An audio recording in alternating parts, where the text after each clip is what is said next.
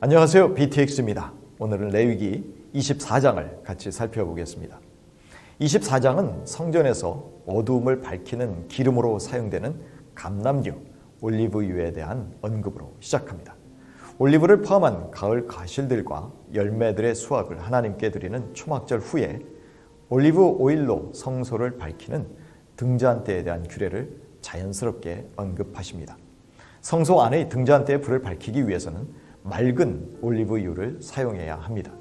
순결한 올리브유를 얻으려면 올리브를 가는 것이 아니라 방아를 찢듯이 찧어야 하고 흘러나오는 오일을 걸러내야 합니다. 이런 상태의 올리브유는 일반적인 올리브유보다 훨씬 더 밝으며 그름도 거의 나지 않는다고 합니다. 또한 불순물이 없기에 오일 통로가 막혀 불이 꺼지는 일도 없었다고 합니다. 제사장은 이 빛을 상징하는 등잔불이 꺼지지 않도록 부지런히 잘 관리해야 했습니다. 중요한 관리 중 하나는 기름이 항시 채워져 있어야 했다는 것이죠. 하나님은 이스라엘 자손에게 그들이 생산한 순결한 올리브 기름을 가져오라고 하셨고 또한 성소 안의 등잔대의 불을 늘 켜두라고 명령하십니다. 그 의미는 24시간이 아니라 저녁부터 아침까지 등잔을 정기적으로 켜두는 것을 뜻합니다. 등잔은 하나님의 임재와 하나님께 접근함의 상징으로 성막에 두신 것인데 후에 금 등잔은 세상을 지켜보시는 하나님의 7 눈을 상징했습니다. 또한 교회의 상징이기도 했습니다. 예수님은 당신이 세상의 빛이라고 선언하셨습니다. 오직 예수 그리스도를 통해서 하나님 아버지께 다가가 그분의 임재를 누리게 된다는 것이죠. 진설병은 5분의 1 에바 약 4.5리터의 가장 고운 밀가루로 빚어서 12개씩 만들어야 합니다. 그리하여 6개씩 쌓아 2줄로 나누어 상 위에 전시하였습니다. 정결한 유향을 떡의 각 줄 위에 두었는데요. 유향만이 기념으로 하나님께 화제로 드려진 것으로 보입니다. 기념물은 소제물 중 하나님께 화제로 드리는 부분을 지칭할 때 사용되었습니다.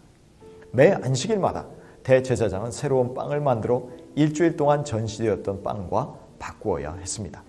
오래된 떡은 제사장들만이 거룩한 장소에서 먹었습니다. 이 12덩이의 진설병은 하나님 앞에 서 있는 이스라엘을 상징했습니다. 이스라엘 백성은 하나님과 언약을 맺고 빛이신 하나님의 임재 속에서 살아야 할 것을 상징적으로 보여줍니다. 이것이 의미하는 것은 사람은 떡으로만 살 수 없고 하나님의 말씀으로 살아간다는 것입니다. 즉 공급하시는 하나님을 신뢰하고 하나님의 말씀에 순종함으로 생명을 유지한다는 것입니다. 예수님 역시 나는 생명의 떡이라고 선언하셨습니다. 우리 역시 생명의 떡이요 말씀이신 예수 그리스도와의 연합을 통해서만 영원한 생명을 누릴 수 있습니다. 아울러 하나님은 언약 백성인 이스라엘 백성들을 돌보시고 공급하시듯이 영원한 당신의 자녀들을 끝까지 책임지시고 공급하시고 돌보십니다. 10절부터 보시면 이스라엘 영토에 사는 이방인들도 이스라엘 영토에 사는 한 이스라엘의 율법을 따라야 했습니다. 따라서 하나님은 여호와의 이름을 모독한 반 유대인이자 반 애굽인을 진 바깥으로 끌어내서 증인들이 그의 머리에 안수한 후 온 회중이 돌로 쳐 죽이게 하셨습니다. 이와 같은 공동체의 공개 처형은 공동체가 그의 망언에 대한 증인이라는 것과 이런 일이 결코 용납되어서는 안 된다는 사실을 확인하는 절차였습니다. 부모를 모독해도 사형을 당해야 했다면 지존하신 하나님의 이름을 저주한 것은 사형죄 이상의 형벌에 해당한다고 확증한 것입니다. 이어서 하나님은 이스라엘 사람이건 이방인이건 살인, 재물 피해, 상해 등의 죄를 지으면 동일한 처벌을 받게 하십니다. 즉 동해법에 의해서 처벌받아야 했습니다. 이해는 이를 요구하는 동해법이 너무 가혹하다고 생각할 수 있지만 사실은 하나님이 창조하신 모든 피조물의 존엄성을 강조하신 것입니다. 즉 하나님의 아름답고 귀한 피조물을 의도적으로 훼손하면 그에 상하는 응징을 받아야 한다는 것입니다. 그리고 이러한 처벌이야말로 더 큰 보복을 부르지 않는 공평한 법입니다. 법에 기초한 처벌은 더 강한 보복을 부르는 심리를 억제하여 당한 만큼만 처벌하도록 절제하게 만들기 때문이죠. 하지만 예수님은 악한 자를 대적하지 말라고 선언하셨습니다. 이 말씀은 율법의 타당성을 부인하신 것이 아니라 믿음의 공동체에서 이 규율을 적용할 때 자비와 긍휼을 더하라는 의미입니다.